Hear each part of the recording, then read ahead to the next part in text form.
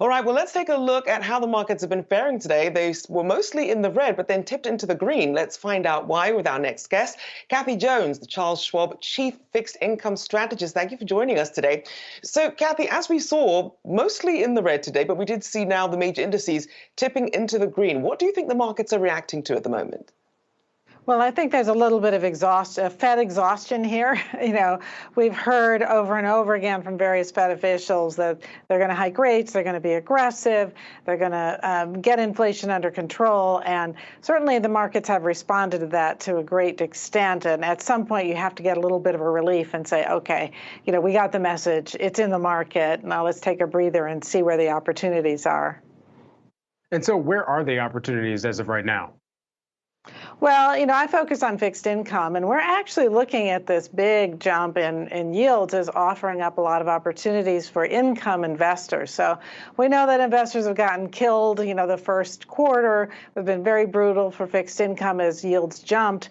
But now when we look at it, we're seeing everything from, high quality municipal bonds in the 3% area, which on an after-tax basis for somebody in a high tax bracket is over 5.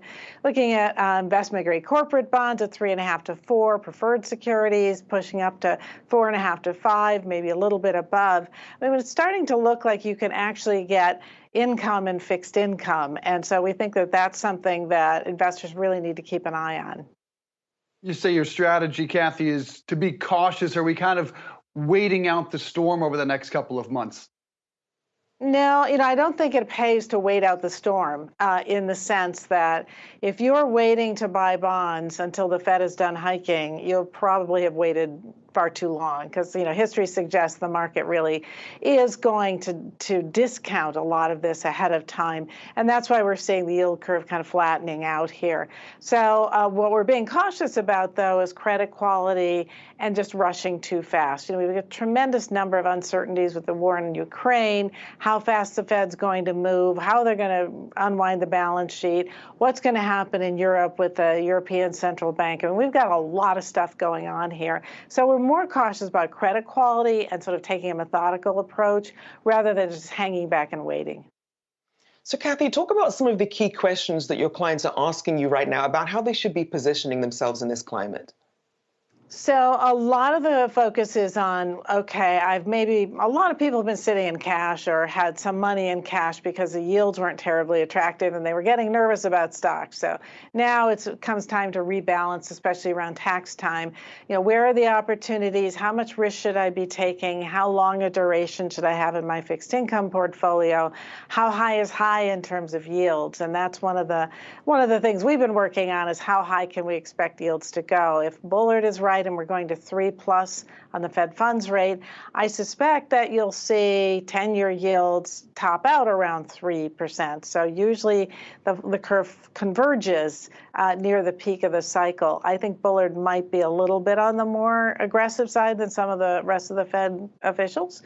But that's certainly, a big question is where is the peak in yields going to be?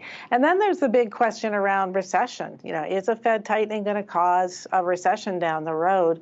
It certainly doesn't look like it right now, but we could see a deceleration in growth in the second half of the year, and it's really something to keep an eye on.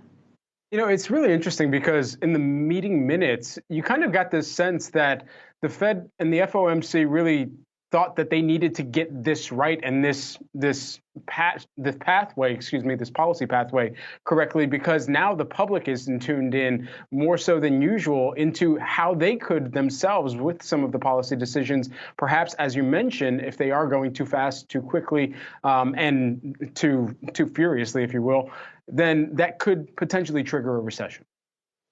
Yeah, again, it's not yet at the point where it looks like it's imminent. But typically what happens if you have a very aggressive policy tightening by the Fed, soft landings are pretty rare. So it does raise the prospect of the risk of recession, say 12 months down the road. I think we're already starting to see Some of the indicators of a slowdown, things like housing activity is starting to roll over because mortgage rates are up near 5% now. That's going to slow down housing activity. We've got some consumer credit numbers coming out this afternoon. We've already seen revolving credit, the use of credit cards, that's starting to roll over. So consumers are starting to respond, I think, to the combination of higher inflation and higher interest rates. And, the purpose of Fed tightening is also to say, all right, we're going to make risk-free rates more attractive so riskier assets are less attractive. That's the opposite of what they've been doing for the last couple of years. So I think that's something also you have to think about when you're planning out a portfolio, kind of managing that risk.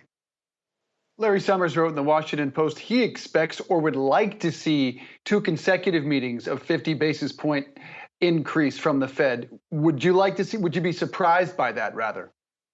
Not at this stage of the game. Certainly, given the rhetoric coming from the Fed, I wouldn't be surprised at all by it.